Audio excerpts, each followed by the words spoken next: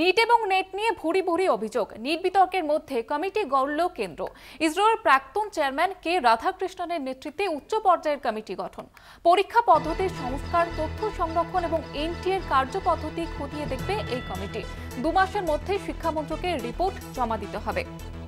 দেশ জুড়ে যে বিতর্ক তৈরি হয়েছে নেট এবং নিট নিয়ে, তা নিয়ে এবার কমিটি গঠন করা হয়েছে কেন্দ্রের তরফ থেকে। 2 মাসের মধ্যে শিক্ষামন্ত্রকে তাদের রিপোর্ট জমা দিতে হবে, এমনটাই জানা গিয়েছে। আমার সহকর্মী অঙ্কুর ভট্টাচার্য রয়েছে আমাদের সঙ্গে এই মুহূর্তে টেলিফোন লাইনে। অঙ্কুরদা, কারা কারা রয়েছেন এই কমিটিতে, কি জানা যাচ্ছে?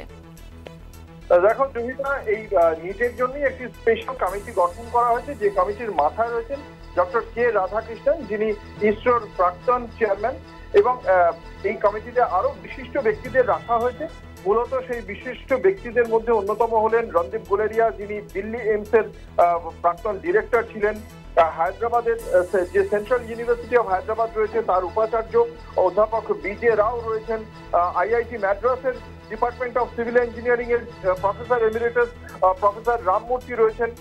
অন্যদিকে যে কর্মযোগী ভারত যে প্রকল্প, তার কো-ফাউন্ডার শ্রী পঙ্কজ বানসাল রয়েছেন। আইআইটি দিল্লির অধ্যাপক আদিত্য মিত্তল রয়েছেন এবং কেন্দ্রীয় শিক্ষা মন্ত্রকের যিনি যুগ্ম সচিব, এর আগের দিনই যিনি সাংবাদিক সম্মেলন করলেন, শ্রী গোবিন্দ জয়সওয়াল, তিনিও রয়েছেন। মূলত এই যে সার্বিক যে এই যে কমিটি, সেই কমিটি মূলত দেখবে যে কিভাবে যে তথ্যের যে সুরক্ষা, তার জন্য কি প্রোটোকল তৈরি করা যায়, কি উন্নয়ন করা যায় সেক্ষেত্রে, এবং তার পাশাপাশি পরীক্ষার যে পদ্ধতি, সেই পদ্ধতির কি কি সংস্কার করা যায় সেই বিষয়টি এই কমিটি দেখবে।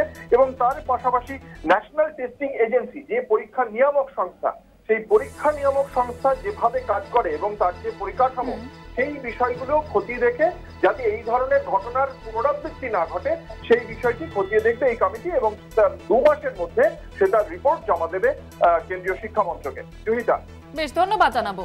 অঙ্কুর ভট্টাচার্য আমাদের প্রতিনিধি সঙ্গে ছিলেন। তখন যেমনটা আপনাদের জানাচ্ছিলাম যে প্রশ্ন ফাঁস থেকে কোটি কোটি টাকার লেনদেন, ভুরি ভুরি অভিযোগ উঠেছে কিন্তু কেন্দ্র সরকারের বিরুদ্ধে। নিট থেকে নেট পরীক্ষা ঘিরে ভুরি ভুরি দুর্নীতিরও অভিযোগ উঠেছে এবং যা নিয়ে কিন্তু একেবারে দেশ জুড়ে বিতর্ক চলছে। এবং এই কাটাছেড়ার মধ্যেই পরীক্ষা নেওয়ার পদ্ধতিতে সংস্কার ঘটাতে উচ্চ পর্যায়ের কমিটি গড়ল কেন্দ্র সরকার।